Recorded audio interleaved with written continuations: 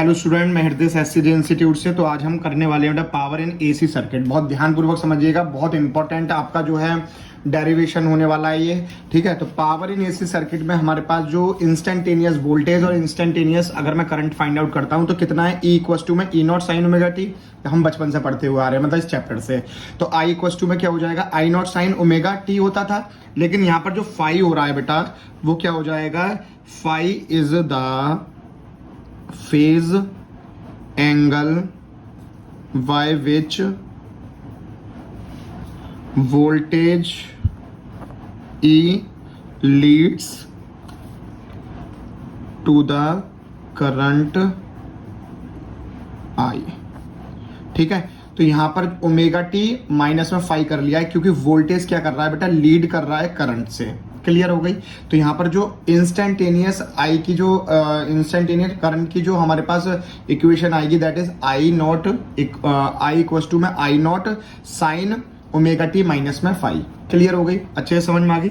चलो बेटा, और हमें पता है कि हमने 10th क्लास में 12 चैप्टर में एक फॉर्मूला पढ़ा था, P इक्वल टू में वी आई।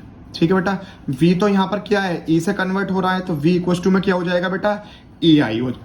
ये चीज क्लियर हो गई है। चलिए अब मैं एक काम ये करता हूं बेटा कि I क्या हो जाएगा, P इक्वल टू में E नॉट और I naught sine omega T dot में साइन ओमेगा टी माइनस में फाई लिख सकता हूं। कैसे, फ्रॉम इक्वेशन नंबर 1 एंड 2। कुछ नहीं करा बेटा, ई की वैल्यू यहां से रख दी है, आई की वैल्यू यहां से लिख दी है, और हमने ई नॉट और आई नॉट को एक साथ लिख लिया है। कोई दिक्कत, अच्छे से समझ में आ गई है, बहुत प्यार से समझ में आ गया। चलो बेटा आगे बढ़ते हैं। तो अब हमारे पास क्या हो जाएगा बेटा, P इक्वल्स टू में E naught I naught sine omega t. ठीक है बेटा, और यहां पर साइन एक्स माइनस वाई का फॉर्मूला खोल देंगे। तो क्या होता था प्यारे बच्चों, साइन ओमेगा टी मतलब साइन एक्स और कॉस वाई, ये आप x मान लो और ये आप y मान लो। क्लियर हो गई। माइनस में क्या हो जाएगा, कॉस एक्स मतलब omega T dot sine phi. ये चीज क्लियर हो गई बेटा, यहां तक अच्छे से समझ में आ गया। चलिए बेटा अब क्या करेंगे, हम साइन ओमेगा टी की अंदर मल्टीप्लाई कर देते हैं। P इधर चल ही रहा है, चलने देते हैं। तो ई नॉट आई नॉट क्या हो जाएगा, साइन साइन दोनों सेम है और एंगल भी सेम है, तो ये स्क्वायर हो जाएगा और ओमेगा टी हो जाएगा। ठीक है, यहाँ पर कॉस फाई है तो कॉस फाई लिखा रहने देते हैं, कोई दिक्कत। ठीक है बेटा, जब हम अंदर करेंगे तो यहाँ पर क्या बन जाएगा हमारे पास, साइन ओमेगा टी और कॉस ओमेगा टी और साइन फाई। ये वाली बात समझ में आ गई अच्छे से। चलिए बेटा अब देखो, मैंने क्या करता हूं कि ये स्टेप बहुत अच्छे से समझने वाला है, यहाँ पर बहुत अच्छे से समझिएगा। यहाँ पर 2 से मल्टीप्लाई कर दूं तो 2 से नीचे डिवाइड भी करूंगा, तो P बराबर में क्या हो जाएगा मेरे पास, ई नॉट आई नॉट अपॉन में 2, और जब मैं 2 से मल्टीप्लाई करूंगा तो ऊपर भी करूंगा बेटा, 2 sine square omega T dot cos phi. अब 2 से मल्टीप्लाई इधर भी करनी पड़ेगी, तो ये क्या हो जाएगा बेटा, 2 साइन ओमेगा टी और कॉस ओमेगा टी और साइन फाई। ये चीज क्लियर हो गई है बेटा, बहुत बेसिक लेवल से मैं आपको बता रहा हूं, ध्यान से देखिएगा। तो देखो P बराबर में E naught I naught upon में 2, और हमारे पास sine square 2 sine square omega t का जो फॉर्मूला हो जाएगा वो हो जाएगा 1 माइनस में कॉस 2 थीटा। तो 2 और थीटा कितना है हमारे पास, ओमेगा टी है। क्लियर, तो इसको ब्रैकेट में रख देते हैं, मल्टीप्लाई में क्या है, कॉस फाई है। यस और नो, ये चीज समझ में आ गई है। और देखो बेटा, जब आपने 2 साइन एक्स कॉस एक्स क्या हो जाता है हमारे पास, 2 साइन 2 एक्स, और एक्स कितना है हमारे पास, ओमेगा टी है, तो इन दोनों में फॉर्मूला लग जाएगा। और हमारे पास क्या बचा बेटा, साइन फाई बचा। ठीक है बेटा, समझ में आ गई ये वाली बात। चलो अब क्या कर सकते हैं हम, बताओ। तो एक काम करता हूं, कॉस की अंदर मल्टीप्लाई कर देता हूं, तो P बराबर में E naught I naught upon में 2।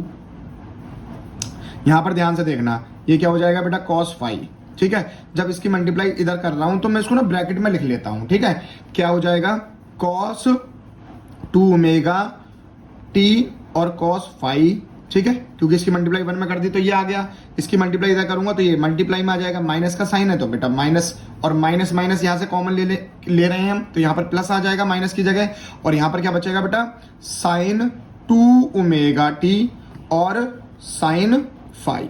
अब ध्यान से जो देखने वाली बात है ना वो ये है बेटा कि यहाँ पे हमारे पास एक एंगल है 2 ओमेगा टी और एक एंगल है फाई, और यहाँ पर एक एंगल है 2 ओमेगा टी और एक एंगल है फाई। ठीक है, तो अगर आपको नजर आ रहा होगा तो ये एक फॉर्मूला बन रहा है। किसका फॉर्मूला बन रहा है बेटा? ये क्या हो जाएगा, यहाँ पर कॉस फाई का कॉस फाई रह जाएगा, लेकिन यहाँ पर ये एक फॉर्मूला बन रहा है बेटा कॉस एक्स माइनस में वाई का, तो 2 ओमेगा टी माइनस में फाई। ये वाली बात क्लियर हो गई हर बच्चे को? ठीक है, अब इसको हम यहीं छोड़ देते हैं जरा 2 मिनट के लिए। अब आगे समझते हैं बेटा, आगे क्या देखेंगे कि हमारे पास जो वर्क डन होगा बेटा क्या होगा कि लिख लेते हैं हम 2 बातें कि if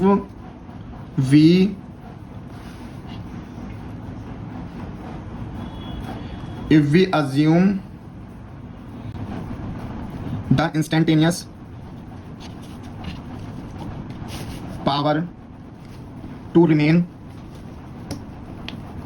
constant for small time dt, तो work done during this time is कितना हो जाएगा बेटा dw बराबर में p dt। ठीक है, और p की वैल्यू क्या होती है ei मतलब vi होती है और dt। ये चीज क्लियर हो गई है। अब बेटा नेक्स्ट पेज में देखते हैं, अब हम टोटल वर्क डन निकाल लेंगे। तो टोटल वर्क डन कैसे निकलेगा ध्यान से देखिएगा, लिख लेते हैं। क्या हो जाएगा कि total work done over a complete cycle. तो मैंने आप लोगों को पिछले डेरिवेशन में ही बताया था, जब भी आपके पास कंप्लीट साइकिल आ जाए तो लिमिट आपकी 0 से लेकर t लगनी है, और हाफ साइकिल आ जाएगा तो 0 से लेकर t/2 लगनी है। ठीक है, तो यहाँ पर आप लिख सकते हो कि जो लिमिट लग रही है वो t बराबर में 0 से लेकर कहाँ तक लग रही है बेटा, t बराबर में कैपिटल T तक। तो वर्क डन हमारे पास क्या हो जाएगा बेटा 0 से लेकर t, ठीक है, और ei dt। क्लियर हो गई? लेकिन hence average power dissipated in circuit कि मतलब पावर जो एवरेज पावर निकल रही है सर्किट में वो कितनी है देखेंगे ओवर अ कंप्लीट साइकिल। कितनी हो जाएगी बेटा? तो P एवरेज निकाल रहे हैं हम, तो P एवरेज बराबर में कितना हो जाएगा W अपॉन में T होता है पावर का फॉर्मूला। ठीक है बेटा, तो ये हो जाएगा हमारे पास 1 अपॉन में T, और W की वैल्यू कितनी थी बेटा 0 से लेकर T और ei dt। ये चीज क्लियर हो गई हर बच्चे को? चलो बेटा आगे बढ़ते हैं। तो अब P एवरेज निकालते हुए चल रहे हैं ना, तो P एवरेज इक्वल टू में क्या हो जाएगा E0 I0 अपॉन में 2T, क्योंकि जो अभी हमने निकाली थी देखो बेटा यहाँ पर ये निकल के आई थी हमारे पास, तो बस ये P की वैल्यू हमें यहाँ पर रख देनी है। तो ये हमारे पास क्या हो जाएगा बेटा, ये आ जाएगा, और लिमिट कहाँ से कहाँ तक जा रही है 0 से लेकर T, और अंदर फंक्शन क्या था cos फाई बचा था, और यहाँ पर हो जाएगा वो dt, और इसको भी फंक्शन इसमें भी लिमिट चढ़ा देते हैं, तो ये हो जाएगा cos क्या बचा था बेटा 2 ओमेगा टी माइनस में फाई, और क्या बचेगा dt। तो मैं आपको ये वाला काम खुद सौंप रहा हूँ बेटा, इंटीग्रेशन है, आप लोगों ने मैथ में पढ़ रखा होगा, तो डायरेक्ट मैं लिख देता हूँ E0 I0 अपॉन में 2T, और यहाँ पर जो बच रहा है बेटा वो बचेगा cos फाई और T 0 से लेकर कैपिटल T। अब बस हमें इसमें वैल्यू पुट कर देनी है, और माइनस में ये सारी 0 हो जाएगी। तो आपके पास क्या आ जाएगा बेटा E0 I0 अपॉन में 2T और cos फाई, इधर क्या बचेगा T माइनस में 0। ठीक है बेटा, ध्यान से देखिएगा। तो T तो ये मल्टीप्लाई में है, तो T से तो T कैंसिल हो जाएगा। ठीक है, तो हमारे पास जो फाइनल बच रहा है P एवरेज क्या आ जाएगा E0, और 2 को आप तोड़ लेंगे, किस में तोड़ सकते हैं √2 में, यस और नो। I0 के नीचे भी क्या दे दोगे आप, एक √2 दे दोगे। क्लियर हो गई? और T से T कैंसिल हो गया, क्या बचा सिर्फ आपके पास cos फाई बचा। ठीक है, तो ये हमारे पास पी एवरेज निकल के आ जाती है किसी भी सर्किट में कि जो एवरेज पावर हुई है सर्किट के अंदर डेसिपिटेटेड। ठीक है, अच्छा अब एक चीज और सुन लें, इसको थोड़ा सा और ड्राइव कर लेते हैं कि पी एवरेज इक्वल्स टू में ये क्या होता है मेरे प्यारे बच्चों, E R M S, yes और नो, और ये क्या होता है आई आर एम एस, और ये क्या बचा कॉस फाई। चलिए और भी इसको ड्राइव कर सकते हैं हम कि पी एवरेज इक्वल्स टू में E R M S dot I R M S. मैंने आप लोगों को कॉस फाई का फॉर्मूला लिखवाया था, क्या होता था बेटा आर अपॉन में जेड। तो ये हमारे पास 3 फॉर्मूले आए हैं, जो भी आपको न्यूमेरिकल में दिया जाएगा उसी हिसाब से आप देख लेना। यही डेरिवेशन है बेटा power in an AC circuit. Clear हो गई बेटा।